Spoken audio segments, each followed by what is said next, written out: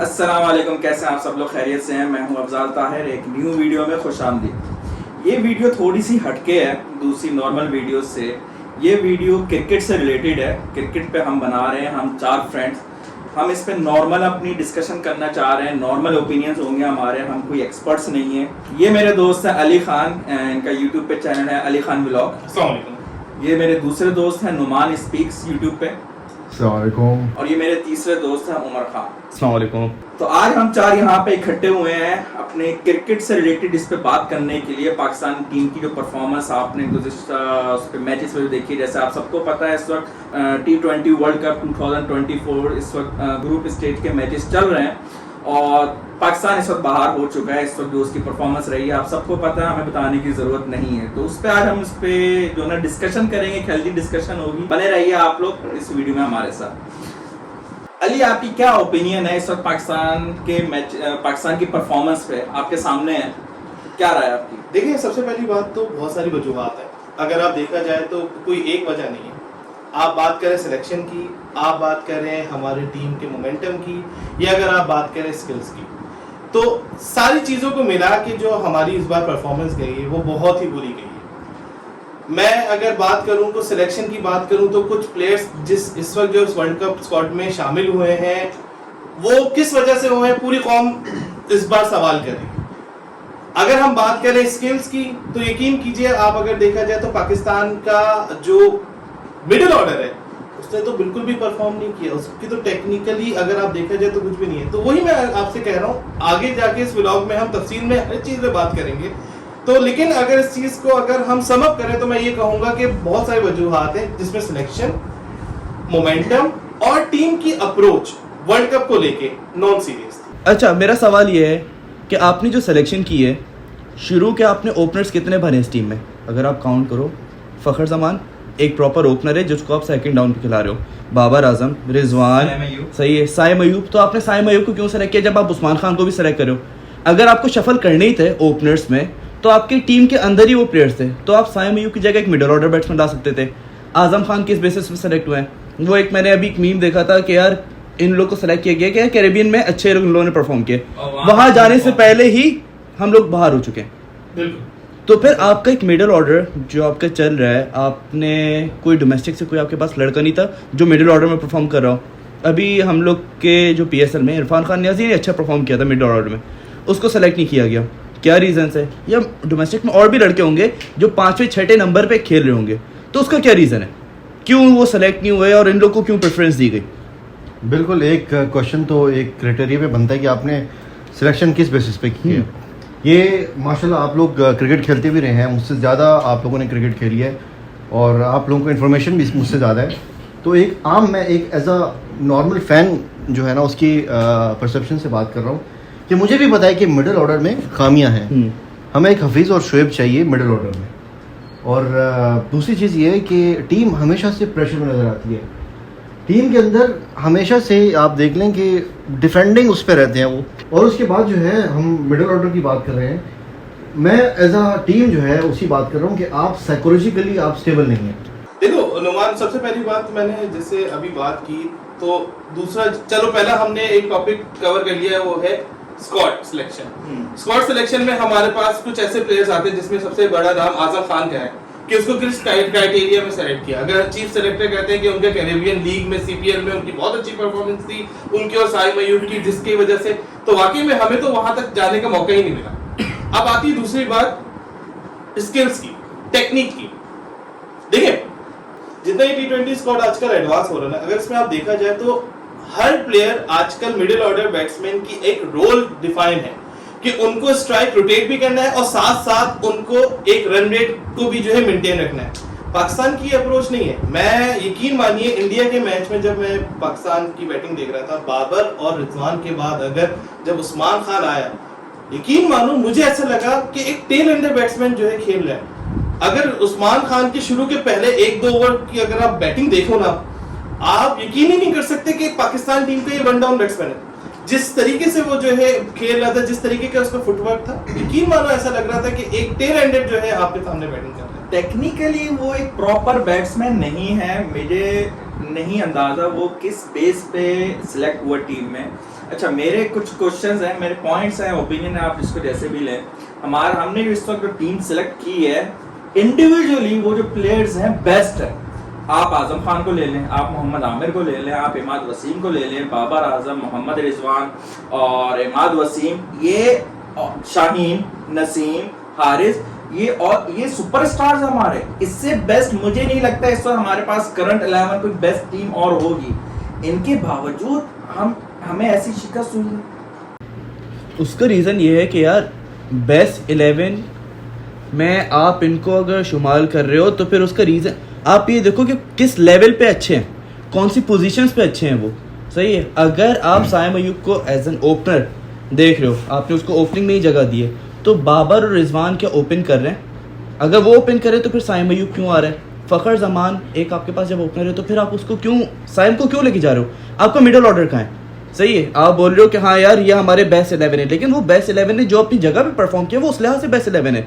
जब आप टीम बनाते हो, अगर आप देखो ऑस्ट्रेलिया ने अपने एक बहुत बड़े स्टार को बाहर रखा था इस रीज़न से, क्यों? क्योंकि वो उनके क्राइटेरिया में फिट नहीं हो रहा था, हद तक कि उसकी परफॉर्मेंस बहुत अच्छी जा रही थी, वो क्राइटेरिया में फिट नहीं हो रहा था। हम लोगों ने टीम जबरदस्ती की बना दी कि यार ये यहाँ खेलेगा, ये यहाँ खेलेगा, हद तक कि उसकी वो जगह बन नहीं रही थी, क्योंकि वो सुपरस्टार है। सही है, शादाब खान, अगर आपको उससे लेग स्पिन नहीं करवानी, आप देख रहे हो वो बंदा स्ट्रगल कर रहा है, आपने लास्ट 2-3 सीरीज भी देखनी है, तो आप उसको क्या एज अ बैट्समैन लेके गए हो? सॉरी मैं आपकी एक बात काट रहा हूँ, ये शादाब खान हमने इंडिया के मैच में उससे बॉलिंग नहीं करवाई, ठीक है।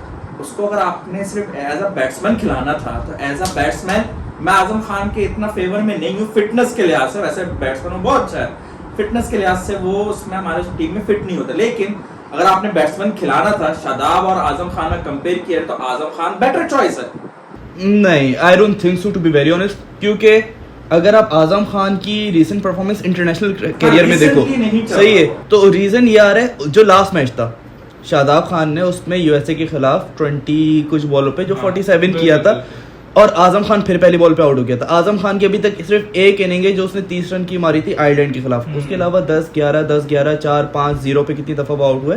इस वजह से आजम खान को उसके ऊपर प्रायोरिटाइज नहीं किया गया था, ये एक रीजन थी। लेकिन शादाब को एज अ बैट्समैन काउंट करना, वो एक मैं समझता हूँ कि पीसीबी की तरफ से कुछ ना कुछ मिस्टेक्स हुई है इस जगह पे जो आज हम यहाँ पे बैठे हुए हैं।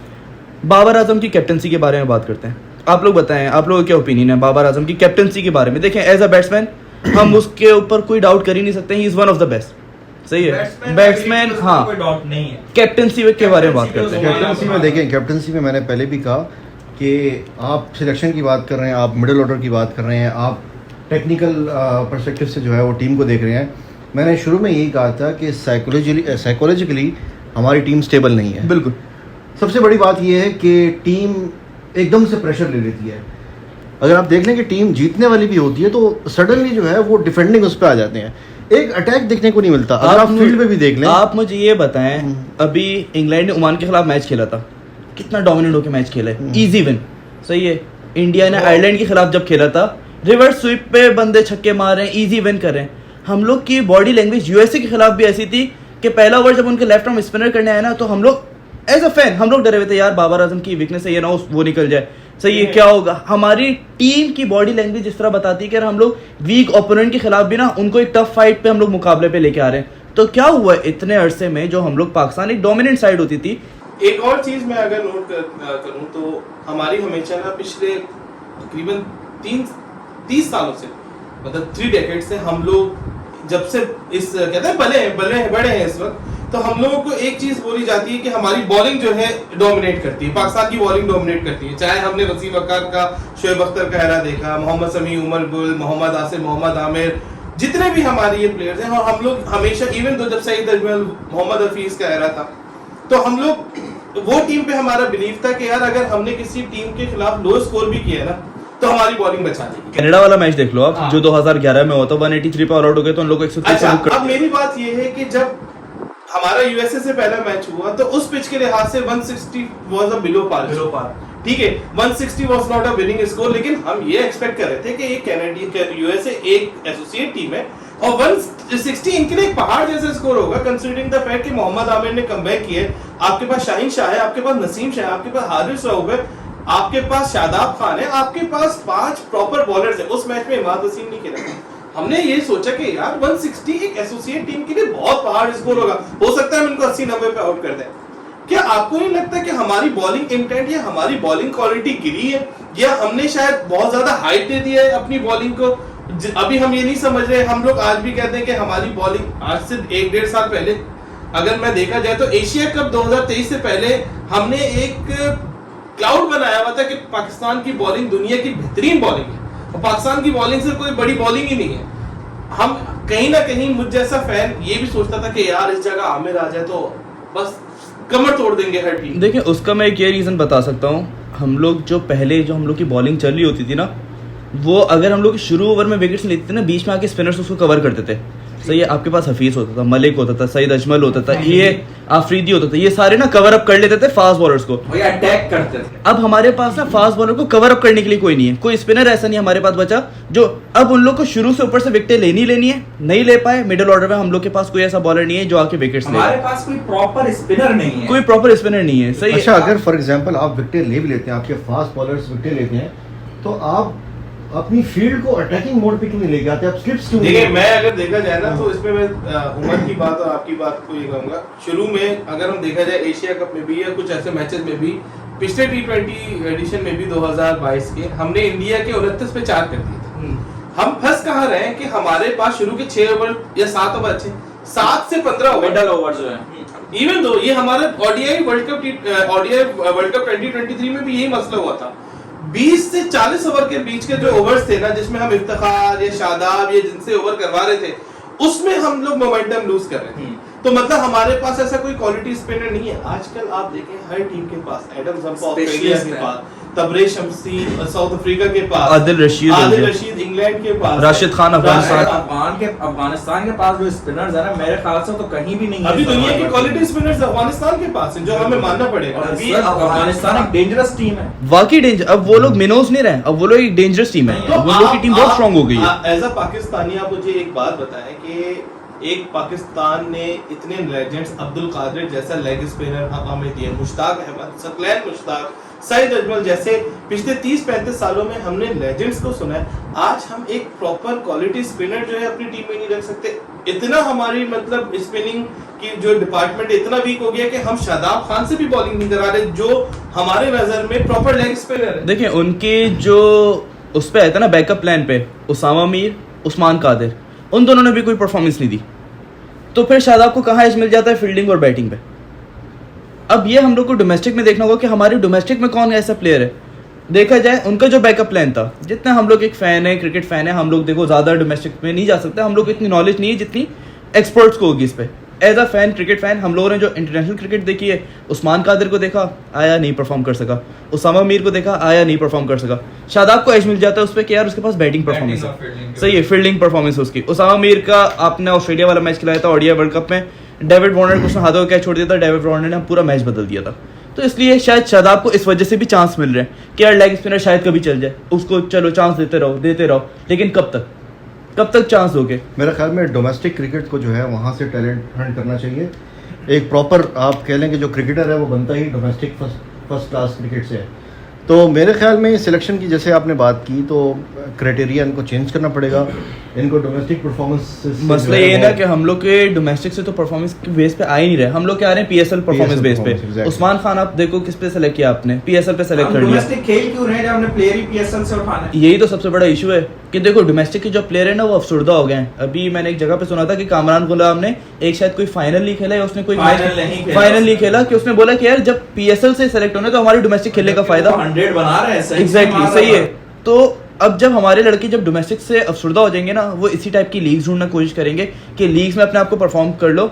अब बात करते हैं डोमेस्टिक की। हमारी अभी डोमेस्टिक में बात हुई थी, तो सबसे पहली बात तो ये है कि जितने भी हमारे अभी क्रिकेटर्स हैं उनमें से मोस्टली तो 4 डे क्रिकेट खेल ही नहीं रहे डोमेस्टिक में।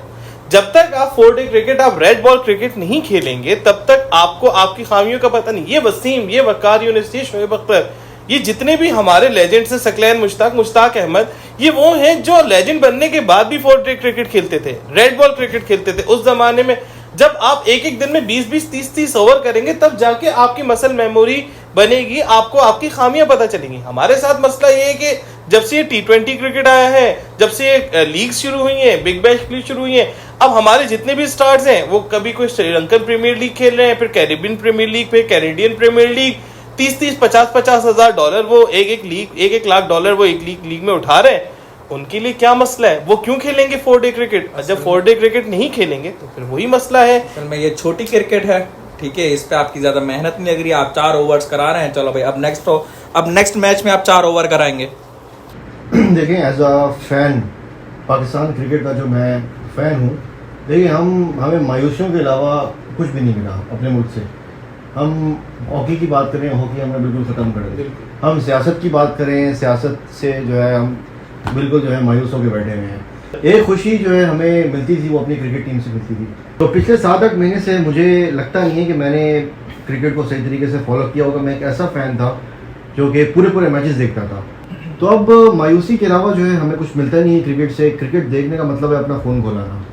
तो लास्ट टाइम भी मुझे याद है कि जब इंडिया से जो है वो जिताया मैच हम हार गए थे, तो मुझे रात में नींद नहीं आ रही थी। मतलब ये सोच के कि ये किस तरीके से अपने हाथ से गंवा लिया है। मुझे बाबर आजम की बैटिंग से कोई शिकायत नहीं है, मुझे बाबर आजम की कैप्टनसी और बाबर आजम के डिसीजंस के ऊपर मुझे जो है ना क्वेश्चंस हैं।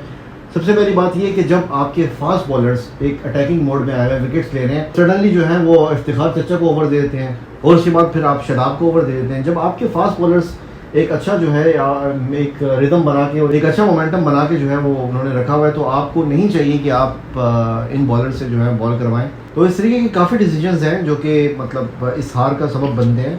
तो वन ऑफ द रीज़न मैंने आपको बताया कि टीम कम्प्लीटली जो है वो लॉस्ट हो चुकी है। किसी को कुछ पता नहीं कि किसकी क्या पोजीशन है, क्या किसको खेलना है, और एक लीडरशिप नहीं है। तो ये सारी चीज़ें जो है ना वाकई में इसका एंड जो है वो मायूसी भी होता है। मेरा एक पॉइंट है, मैं आप तीनों से पूछना चाहूंगा। बाबर आजम ऑलमोस्ट पिछले 5 साल से तकरीबन कैप्टन है, ठीक है ना। उसको अभी सिर्फ एक सीरीज के लिए उसको हटाया गया, शाहीन अफरीदी को बनाया गया और फिर इसको वापस बुला लिया गया, ठीक है ना। पिछले 5 साल में मैं इसकी बैटिंग एबिलिटी, जैसा आपने कहा बैटिंग एबिलिटी भी, इस पर कोई शक ही नहीं है ना। हमारे पास करंट सिचुएशन में इससे बेटर बैट्समैन कोई नहीं है। कैप्टनसी पे जो मेरा इस पे जो क्वेश्चन है, 5 साल में इसने क्या टीम बनाई है कि आज हम ग्रुप स्टेज भी पूरा नहीं, मतलब ग्रुप स्टेज खत्म होने तक भी हमें इंतजार नहीं करना पड़ा। हमें पहले ही पता चल गया एक मैच पहले कि हम बाहर हो चुके हैं। यानी आप ये चेक करें, ग्रुप स्टेज खत्म भी नहीं हुआ है, हमें अपना रिजल्ट पता है, हम पाकिस्तान आ रहे हैं वापस। देखिए हमारा कुदरत के निज़ाम पे जो है ना हमारा एंड हो जाता है। देखिए आज़ाद, मुझे ये बताएं, सॉरी मैं आपकी बात काट रहा हूँ, कि क्या सिर्फ हम बाबर आजम को ब्लेम कर सकते हैं? जो हमारी मैनेजमेंट बैठी है, जो हमारे कोचिंग स्टाफ बैठा है, जो हमारे सेलेक्टर्स बैठे हुए हैं, सही है, जो हमारे डायरेक्टर्स बैठे हुए हैं पीसी, उन लोग का काम है बेसिकली ये, सही है। मानता हूँ कैप्टन का बहुत बड़ा रोल होता है टीम सेलेक्ट करने में, लेकिन क्या उनका काम नहीं है? अगर हम बाबर आजम पे ब्लेम करें तो हम उनके ऊपर क्यों नहीं ब्लेम कर रहे? सब आंसरेबल है, सब आंसरेबल। सबसे पहले बात आपने जो बाबर आजम की बाबर आजम नो डाउट अभी पाकिस्तान का छोड़े दुनिया का टॉप बैट्समैन है, ठीक है, ये आपको मानना पड़ेगा।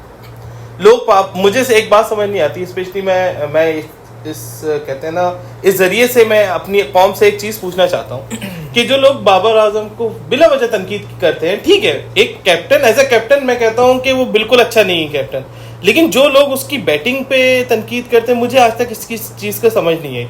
लोग उसको विराट कोहली से कंपेयर करते हैं, लोग उसको उससे विलियमसन से कंपेयर करते हैं। लेकिन आप मुझे एक बात बताओ यार, विराट कोहली पाकिस्तान नहीं आ सकता, विलियमसन पाकिस्तान नहीं आ सकता, हमारे पास बाबर आजम है।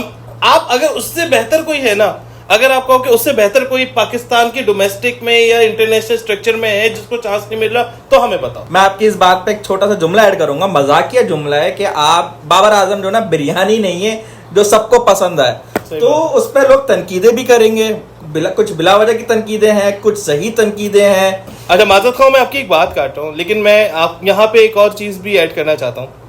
हम सबको मालूम है कि 90 की दिहाई में पाकिस्तान का बॉलिंग अटैक दुनिया का खतरनाक बॉलिंग अटैक था। अगर आप दुनिया का नहीं मानेंगे तो मैं कहूँगा इंडिया से बहुत बेहतर था, जिसमें हमारे पास शोएब अख्तर, वसीम अकरम, वकार यूनिस सारे थे।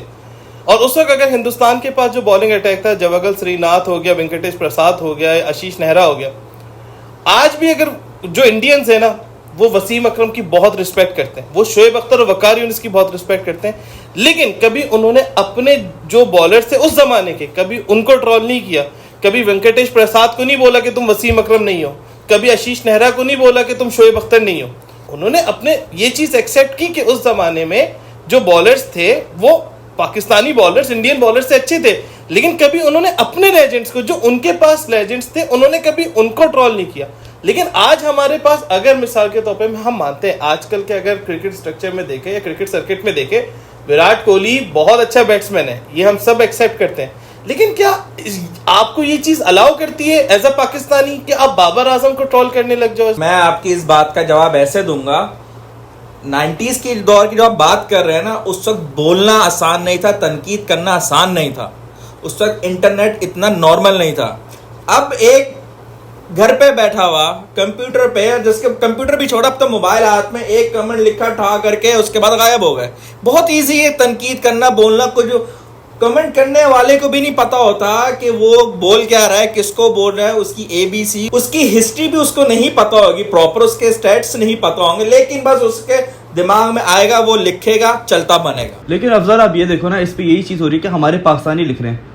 बुमराह से पहले इंडिया का कोई बॉलिंग लाइनअप इतना स्ट्रांग नहीं था। मैं अभी रिसेंट की बात कर रहा हूँ, सही है, जहीर खान उनका गया था, कोई अच्छा बॉलर था। उसके बाद उनका भी कभी कोई आ रहा है मुनाज करके, कोई ये आ रहा है, कोई मुकेश आ रहा है, उमेश यादव को बोल रहे हैं कि हमारा वो शोएब अख्तर रिकॉर्ड तोड़ देगा। वो अपने प्लेयर्स को सपोर्ट कर रहे हैं, चाहे उनकी आवाम हो, चाहे उनका बोर्ड हो, चाहे कोई भी हो। उन्होंने अपने प्लेयर्स को ट्रोल नहीं किया। अच्छा, मैं यहीं पे आपसे एक सवाल करूंगा, सॉरी आपकी बात काट रहा हूँ। आजकल ये पिछले 4-5 दिन से आप एक अहमद शहजाद का शो देख रहे होंगे, टीवी पे आ रहा है, उस पे वो बहुत जिक्र कर रहा है PR एजेंसी। तो क्या आपको क्या लगता है, कितनी इन्वॉल्व है, कितनी इन्वॉल्व नहीं है? बहुत होती हैं PR एजेंसीज। ये देखें, मार्केटिंग स्ट्रेटजीज हैं, सही है, एक प्लेयर को चढ़ाना और गिराना, ये सारी स्ट्रेटजीज होती हैं। उनकी एक अपनी मार्केटिंग एजेंसीज होती हैं, स्ट्रेटजीज होती हैं कि यार मैं एक ये प्लेयर हूँ, मेरा ये एक एजेंडा है, मुझे इस तरीके से अपने आप को ऊपर करना है, किस तरीके से उसके जो राइवल्स हैं वो उसको नीचे गिराएंगे और उसको अपने ऊपर सारी चीजें, ये हम लोग की एक मार्केटिंग की स्ट्रेटजीज होती हैं जो उन लोग को रखनी होती हैं। इधर मैं एक चीज ऐड कर दूं कि जब से फ्रेंचाइज क्रिकेट आया ना, तो हर फ्रेंचाइज चाहती है कि उनके ज्यादा से ज्यादा प्लेयर इंटरनेशनल टीम में जाएं। इस्लामाबाद यूनाइटेड के कैप्टन शादाब खान हैं, तो अगर आप कह लें कराची किंग्स में अगर आप चाहेंगे तो कराची किंग्स में आजकल जैसे इफ्तिखार हैं शायद, तो हर बंदा चाहता है कि हमारे ज्यादा लाहौर कलंदर के कैप्टन शाहीन शाह अफरीदी हैं। तो जब से फ्रेंचाइज क्रिकेट इन्वॉल्व हुई है ना, फ्रेंचाइज क्रिकेट का मतलब है पैसा, और फिर वही वो चाहते हैं कि ज्यादा से ज्यादा उनके प्लेयर्स आ गए, और उसकी वजह से कहीं ना कहीं फिर यही बात होती है कि आपकी टीम कॉम्प्रोमाइज कर जाती है। देखिए आजकल मैं कहता हूँ सोशल मीडिया एक बहुत ही पावरफुल टूल है। तो ये जितने भी आपने PR एजेंसी की बात की, ये सिर्फ स्पोर्ट्स में नहीं बल्कि सियासत में, मैं कहता हूँ हर कोई जो भी एंटिटी है, बिल्कुल ऑर्गेनाइजेशन है, कंपनी है, वो अब सब इसी दौड़ में लगे हुए हैं, इसी रेस में लगे हुए हैं कि किसी न किसी तरीके से कम्पीट कर पाएं। अगर आप इस तरीके से इन सब चीज़ों का यूज़ नहीं करेंगे, इन टूल्स का यूज़ नहीं करेंगे, तो आप किसी तरीके से पीछे रह जाएंगे, आप उस कंपटीशन को छोड़ देंगे। तो ये PR एजेंसीज कभी कभार क्या करते हैं कि थोड़ा ज़रा इमोशनल, थोड़ा इमोशन क्रिएट करते हैं, थोड़ा ज़रा सिंपैथी क्रिएट करते हैं, जिसका रीज़न मैं आपको देता हूँ कि भाई बाबर आजम आज रोने लग गए ड्रेसिंग रूम में, या बाबर आजम ने वो जिसने जिक्र किया था कि बैट से छलांग मार दिया, बैट तो इस तरीके से वो एक तो इस तरीके से एक सिंपैथी क्रिएट करना, तो ये सब जो है इन PR एजेंसीज का जो है वो काम है। अच्छा, मेरा क्वेश्चन है आप तीनों से, PSL आने से हमें नुकसान हुआ, फायदा हुआ? देखिए PSL आने से फायदा भी हुआ कि हमें शाहीन शाह जैसे जो है वो बॉलर मिल चुके हैं, और उसके बाद हारिस रऊफ हमें मिला है वहाँ पे, और उसकी वजह से जो है शाहीन शाह अफरीदी हमें मतलब one of the best bowlers अगर आप कहें। उसके बाद अगर हम बैटिंग की जो है बात करें, तो बैटिंग में मेरे ख्याल में अगर बैटिंग अच्छी होती तो ज्यादा अभी हम लोग यहाँ ना पहुंचे होते। हाँ बिल्कुल, फखर जमान, लाहौर कलंदर से फखर जमान आया है। ठीक है, ये आप कह रहे हैं कुछ इसके पॉजिटिव आउटकम्स हैं। नेगेटिव ये होगा कि आपकी डोमेस्टिक क्रिकेट जो है वो बिल्कुल, मैं यही आपकी बात पर, हमें पॉजिटिव तो कुछ चीजें मिली हैं, लेकिन हमें इसका नुकसान ज्यादा हुआ कि डोमेस्टिक हमारी बैठ गई है। अब लोग डोमेस्टिक का नहीं सोच रहे, बस वो सोच रहे PSL में इंटर हो, 2 छक्के मारे और नेशनल टीम में हम इंटर हो जाए। तो अब मुझे एक बात बताएं आप, हम बोल रहे हैं PSL ने डोमेस्टिक को खराब कर दिया है। ऑस्ट्रेलिया में कब से बिग बैश चल रही है, इंडिया में कब से IPL चल रही है, उन लोगों का डोमेस्टिक स्ट्रक्चर क्यों नहीं खराब हो रहा? मैंने मतलब हाँ, सिलेक्शन कमेटी जो है ना, वो किन बेसिस पे सेलेक्ट करी है कि यार अवाम के सेंटिमेंट्स अभी इनके साथ जुड़े हुए हैं, इनको उठा लो, ताकि हमारे ऊपर इल्जाम ना है, अवाम ही खुद बोल दे कि यार अगर इन्होंने परफॉर्म नहीं किया तो सही है।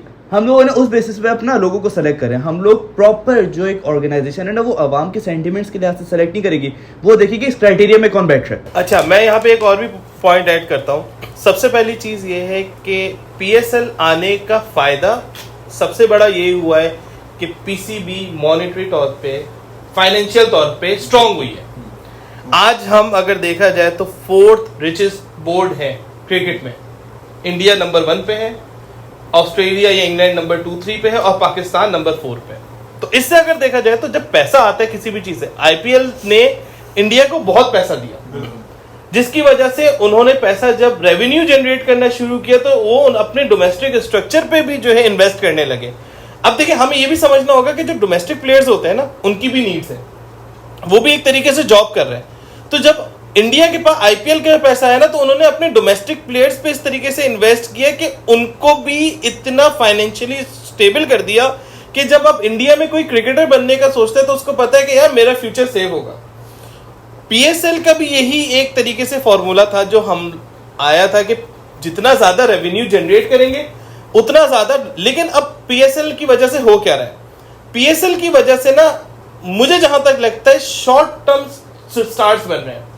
मोहम्मद हारिस, साइम अय्यूब, मोहम्मद हसनैन, शाहनवाज धानी, ये आते और चले जाते हैं, ठीक है, क्योंकि आप पीएसएल में करोड़ों लोग उनको देखते हैं। शाहनवाज धानी ने विकेटें ले ली, जब वो इंटरनेशनल स्ट्रक्चर या इंटरनेशनल फॉर्मेट में आते हैं तो हम देखते हैं कि उनसे परफॉर्म नहीं होता, फिर वो कहाँ चले जाते हैं हमें नहीं पता होता। चले उनकी इंजरी भी हुई। यही बात मैं मोहम्मद हसनैन की कहूँगा, मोहम्मद हारिस की कहूँगा। मसला क्या है, इंटेंट। अच्छा, मैं आप तीनों से ये पूछूंगा कि आप तीनों अपनी इंडिविजुअली आप लोगों की क्या फीडबैक है कि फ्यूचर में हम कैसे बेटरमेंट लाएं अपनी टीम में और कैसे परफॉर्मेंस बेटर हो, टीम में क्या चेंजेस हो। आप तीनों को अपनी इंडिविजुअली आपकी पर्सनल ओपिनियन क्या है इस पर? उमर। देखिए, सबसे पहले जो हमारी टीम है उसका क्राइटेरिया के जो सिलेक्शन जो है ना, वो हम लोग को ठीक करना होगा। अगर आप बाबर और रिजवान से ओपन करवा रहे हैं तो उनको आप प्रॉपर ओपनर रखें। आपको 1 डाउन 2nd डाउन पे प्रॉपर बैट्समैन रखने होंगे, आपको 6 तक प्रॉपर बैट्समैन रखने होंगे। आप ये नहीं कर सकते कि किसी को भी किसी की जगह खिला दें, वो आप जगह पे सही कर लें। आपकी जो सिलेक्शन कमेटी है अगर वो सही जगह पे आ गई, आप अपने कैप्टन को बैक करें। चाहे बाबर हो, बाबर परफॉर्म नहीं कर पा रहा, आप किसी और को बनाए लेकिन उसको बैक करें। शाहीन को आपने एक सीरीज के लिए बनाया, अलग हो गया, लोग बोल रहे हैं कि पार्टीशन हो गई, ग्रुपिंग हो गई। वो चीज़ से बचने के लिए आप किसी एक ऐसे कैप्टन को बना दो। मेरी नज़र में रिजवान है, अगर आप रिजवान को कैप्टन बना दो, टीम का एका हो, जब तक था परफॉर्म कर रही थी। तो मेरे लिहाज से ये है कि कैप्टनसी चेंज की जाए, हमारे प्लेयर्स को बैक किया जाए और उनसे परफॉर्मेंस निकलवाई जाए। सही है। अली, आप क्या कहते हैं इस पर? सबसे पहली बात तो ये है कि एज अ पाकिस्तानी हम बहुत जज्बाती कौम है, तो हम 2 मैचेस में सुपरस्टार्स बना भी देते हैं और सुपरस्टार्स को नीचे गिरा भी देते हैं। अब बात यहाँ पे ये है कि आपको पहले ये समझना पड़ेगा कि जब शादाब इंटरनेशनल क्रिकेट में आया 2017 में, तो शादाब से बेहतर लेग स्पिनर उस वक्त नहीं था। हम चैंपियंस ट्रॉफी की बात करते हैं जिसमें युवराज सिंह को उसने पहली बॉल पे पैड अप आउट किया था। उस वक्त अगर देखा जाए तो उस वक्त शादाब खान दुनिया का बेहतरीन स्पिनर था। ऐसा क्या हो गया कि आज शादाब खान से बॉलिंग नहीं हो रही? उसको तो आज 7 साल का ज्यादा एक्सपीरियंस होना चाहिए, लेकिन क्या मसला है, हमारे क्रिकेटर्स के पास इंटेंट नहीं है। अगर 4-5 साल बाद एक नया लड़का आके 4-5 साल बाद उसने भी यही करना है कि उसने क्रिकेट को फॉर ग्रांटेड लेना है, सिर्फ पैसों के लिए खेलना है, सिर्फ लीग्स के लिए खेलना है, तो यकीन मानिए पाकिस्तान का कभी भी जो है मुस्तकबिल आपको अच्छा नजर नहीं आएगा। नुमान, आप क्या कहते हैं? देखिए, मैंने शुरू से ये कहा था कि साइकोलॉजिकली जो है एक माहौल अच्छा होना चाहिए टीम का, आपकी मैनेजमेंट का एक माहौल अच्छा होना चाहिए, आपकी मैनेजमेंट में फ्रीक्वेंट चेंजेस नहीं होने चाहिए। जिस तरह हमारे चेयरमैन साहब जो हैं वो काफ़ी, आप हमने देखा कि पिछले सालों में काफ़ी फ्रीक्वेंटली चेंजेस आए हैं। और दूसरी चीज़ ये है कि जिस तरह मतलब उमर ने और अली ने इस चीज़ का जिक्र किया कि मतलब जैसे प्लेयर परफॉर्म करना स्टार्ट करते हैं तो कुछ सालों के बाद जो है वो उनको एक एक्सपोजर मिलता है, वो लीग्स में खेलते हैं, जिसकी वजह से वो एक कह लें कि पेट भर जाता है। मैं सिंपल अल्फाजों में माजरत से कहना चाहता हूँ कि एक इंसान का पेट भर जाता है तो एक भूख खत्म हो जाती है। आप जिस तरह उमर ने कहा कि आपकी अगर सिलेक्शन क्राइटेरिया आपका अच्छा है तो प्लेयर के ऊपर भी प्रेशर पड़ेगा कि भाई अगर मैं परफॉर्म नहीं करूंगा तो एक प्रोसेस बना है, मुझे कोई आकर रिप्लेस कर देगा। ये दोस्ती यारी वाला और ये जो माहौल खराब करने वाला एक मैकेनिज्म बना हुआ है, इससे जान छुट जाएगी हमारी। तो मेरे ख्याल में वही है कि साइकोलॉजिकली अगर टीम हेल्दी है तो परफॉर्मेंस जो है ऑटोमेटिकली बिल्कुल आई एग्री। आएगी। मैं इस पे आपकी बात पे ऐड करूंगा, आपने जो चेयरमैन वाली बात की है, हमारे तो जैसे ही हमारी पॉलिटिक्स से 5 साल बाद जो हुकूमत चेंज होती है, हमारे चेयरमैन चेंज हो जाते हैं, ये चेंजेस होती रहती हैं। उसका फिर सिलेक्शन कमेटियाँ चेंज होती रहती हैं, फिर कैप्टन चेंज होते, यानी जैसे शाहीन को बनाया, फिर बाबर को बनाया, इस तरह से तो हमारी टीम में स्टेबिलिटी नहीं है, ठीक है। उसके बाद फिर हमारा एक सीरीज हो रही है, उस पर हमने कुछ प्लेयर सेलेक्ट किए हैं, उस पर नहीं चला, उसको फौरन ही हमने उसको अनसेलेक्ट कर दिया, उसके बाद नया प्लेयर कोई लिया है। हम बैक नहीं कर रहे अपने प्लेयर्स को। हम अच्छा, मेरे को लगता है जो सबसे कमी हमारी टीम में जो चीज़ की कमी है ना, कॉन्फिडेंस नहीं रहा हमारे प्लेयर्स में। वही मैंने जो जिक्र किया था, साइकोलॉजिकली बहुत। तो अब हम इस जगह पे आके अपनी वीडियो को इख्तिताम करते हैं, और ये हमारी पर्सनल ओपिनियंस थी, हमारी फीलिंग्स थी। और जैसा कि अली भाई अक्सर कहते रहते हैं कि टीम तो 11 प्लेयर्स की है, पर फीलिंग्स जो ना करोड़ों लोगों की है, ठीक है। तो हम हर्ट हुए हैं, आप लोग भी हर्ट होंगे यकीनन, लेकिन हम ना उम्मीद नहीं हुए। हम इसमें बेटरमेंट लाएंगे अपनी टीम में, इंशाल्लाह दोबारा खड़े होंगे अपनी टीम में, नहीं अपनी टीम को लेके। तो जाने से पहले मैं अपने तीनों दोस्तों से जो ना एक मुख्तसर सी राय लेना चाहूँगा। उमर, बस मैं यही बोलूँगा कि नाउम्मीद ना हो इस टीम से। ये टीम ने हमेशा हम लोगों को कभी धोखे दिए, कभी हम लोग के साथ खड़ी हुई है। 2007 में आयरलैंड से हार गए थे, लास्ट ईयर हम लोग जिम्बाब्वे से हारे, फिर फाइनल में पहुंच गए थे। होता है, टीम से अप्स एंड डाउन्स आती हैं, लेकिन हम एज अ फैन हम लोग को उनके साथ खड़ा रहना पड़ेगा, और अल्लाह करे ये टीम और कामयाब हो ताकि हम लोग आगे टूर्नामेंट जीत सके। आमीन या रब। देखें, टीम मेरी है तो मेरा पूरा राइट बनता है, मैं इसको क्रिटिसाइज भी कर सकता हूँ। अगर देखें हम लोग क्रिटिसाइज नहीं करेंगे एज अ फैंस तो ये लोग बहुत ही ढीले हो जाएंगे। तो वही बात है ना कि टीम मेरी है, अगर मेरा दिल करेगा तो मैं उसे क्रिटिसाइज भी करूँगा, लेकिन at the end of the day वो एक पाकिस्तान की एक कौमी टीम है क्रिकेट की, और हमारे जज्बात हमेशा से जुड़े हुए हैं। अगर हमें तकलीफ होती है तो हम क्रिटिसाइज करते हैं, लेकिन हमेशा से पाकिस्तान टीम के साथ हैं। पाकिस्तान जिंदाबाद। बस सॉरी, एक बात मैं ऐड करना चाहूँगा, क्रिटिसाइज करो, हेल्दी क्रिटिसिज्म हो, रिस्पेक्टफुल क्रिटिसिज्म हो, कहीं पे उनकी रिस्पेक्ट ना गिरे, पर्सनल तनकीद ना हो। बस ये मेरी एक आवाम से गुजारिश है कि किसी के ऊपर पर्सनल अटैक ना हो। Healthy criticism is okay. बिल्कुल। देखिए, इख्तिताम में मैं सिर्फ इतना ही कहूंगा, जैसे नुमान ने बोला कि टीम हमारी, तो हम तनकीद करने का भी हक रखते हैं, और तनकीद इसलिए करते हैं क्योंकि हमें इस टीम से बहुत उम्मीदें हैं, हमें पाकिस्तानी टीम से बहुत उम्मीदें हैं, और मैं उम्मीद करता हूं कि आगे आने वाले वक्तों में ये इंशाल्लाह ज़रूर कामयाब होंगे। और मैं तो सिर्फ इतना कहूँगा कि जितना भी गुस्सा हूँ, जितना भी हर्ट हूँ, एक आंख से फिर भी मैच देख रहा होता हूँ मैं, जितना भी हार रहे हैं ये लोग, और आवाज़ वही आती है, तुम जीतो या हारो हमें तुमसे प्यार है। पाकिस्तान जिंदाबाद।